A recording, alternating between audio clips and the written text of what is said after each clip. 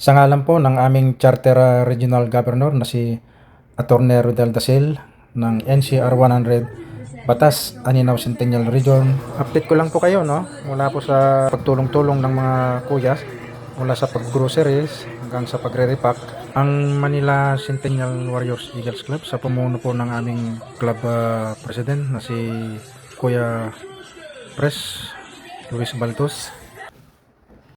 At yan po siya.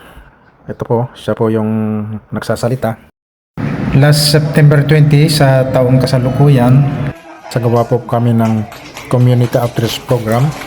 Doon po sa may Vista Verde Daycare Center sa Muson City, San Jose del Monte, Bulacan, na may mahigit 4 na po bilang ng mga bata. Ang Community Outreach Program na to ay ang pagkakaloob ng isang stand pan, ceiling fan, at siyempre, no, para mas lalong matuwa naman at magiging masaya mga bata at may babaunin sila sa kanilang pagpasok sa kanilang klase. Namigay din po kami ng mga food packaging. Yung mga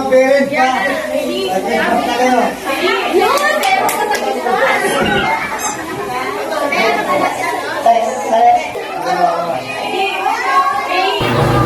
So ayan, pagkatapos po niyan ay ito, may konting naihanda rin ng mga kuya ipagsalu-saluhan ng mga bata.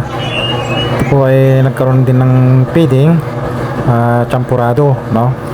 Okay, so God bless us all. Mabuhay ang nagkakaisang agila, mabuhay ang Manila Centennial Warriors Eagles Club.